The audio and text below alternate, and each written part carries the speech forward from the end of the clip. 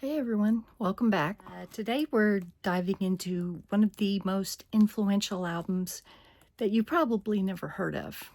This definitive power pop LP was released in 1974, and there's quite a story behind it. But before we get started, I'll put some links to some of the songs in the description, and so please check those out. And also, there's a little link to buy me a coffee if you're so inclined. And so let's get started. Radio City by Big Star. Let's start with the band itself. Big Star formed in 1971. And the band members were Alex Chilton, who's on guitar and vocals, and he had been the singer in a blue-eyed soul band from Memphis who had a massive hit called The Letter, which I'm sure you've heard at one point or another. Give me a ticket for an aeroplane, ain't got time to take a fast train. They had several other hits too. And Alex was 16 years old when he recorded The Letter. So he was a well-seasoned veteran by the time Big Star started. Chris Bell was the founding member of Big Star. AllMusic Guide praised him as one of the unsung heroes of American pop music and noted his lasting impression, saying, "Despite a life marked by tragedy and a career crippled by commercial indifference, the singer-songwriter's slim body of recorded work proved massively influential on the generations of indie rockers who emerged in his wake." Sadly, he was a member of the 27th Club. He died in a car crash. He had already left the band by the time this LP was released in 1974, but he contributed to the songs "Oh My Soul" and "Back of a Car." The bass player was Andy Hummel. Andy was a childhood friend of Chris Bell, and the two were in a band called Ice Water. After Bell asked Alex Chilton to join the band, they renamed it Big Star, after a local grocery store chain. He left the band after Radio City to go back to college and earn an English degree. And an odd point of interest about him is that his mother was Miss America in 1947. Jody Stevens was on drums, and he's the last surviving member of the band. After the band broke up, he went on to produce several alternative bands, and he's still going with his production career. Now, Radio City wasn't exactly a smooth ride. After their debut album, called Number One Record, Chris Bell left the band.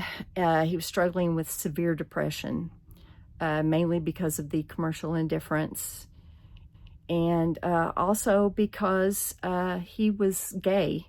And back in 1974, in the South, that was problematic for him. Big Star was on a label called Ardent Records, and Radio City gained great reviews, but the sales were thwarted by an inability to make the album available in stores. One of the great soul labels in the South, called Stax Records, was the primary distributor for Ardent Records, and they had recently placed distribution of their catalog in the hands of the much larger company, Columbia Records. Radio City's release coincided with a disagreement between Stax and Columbia, so Columbia refused to distribute Ardent's catalog. As a result, the album achieved only minimal sales of around 20,000 copies at the time. What made Radio City special? Well, it's all about the sound. The album features crisper guitars, sharper vocals, and a tight rhythm section that created something truly unique. The band managed to craft power pop songs that were both forward-thinking and accessible, which is no small feat in the early 70s. September Girls was a love song to several of Alex Chilton's ex-girlfriends who happened to be born in September. That song and also Back of a Car are probably the two most well-known Big Star tunes. September Girls was covered by the Bangles and a band called Superdrag. Oh My Soul is the longest song in Big Star's catalog and has an almost funky feel about it. Other great songs on the LP are Daisy Glaze, Way Out West, Maud Lang, and I'm in Love with a Girl, which is only Alex on acoustic guitar singing about his new love, the finest girl in the world, and he didn't know that he could feel this way. It's a very sweet song, and that's the last song on the LP. But here's where things get really interesting. While Radio City wasn't a commercial hit when it was released, its influence on modern music is absolutely massive. They can be compared to the Velvet Underground in terms of influence. The album helped inspire countless 80s and 90s rock bands, including REM, The Replacements, Teenage Fan Club, and Wilco, among others. You can hear echoes of Big Star's sound in alternative rock, power pop, and indie music to this day.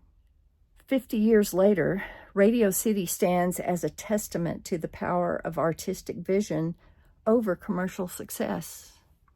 It's a reminder that sometimes the most influential music isn't what tops the charts. It's what speaks to other artists and inspires them to push boundaries. So next time you're listening to your favorite alternative rock band, remember, there's a good chance they were influenced by this incredible album from 1974.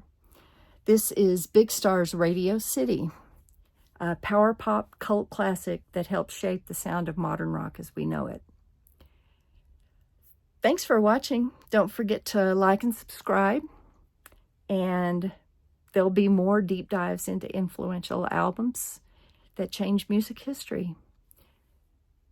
Please like and subscribe, and see you in the next video.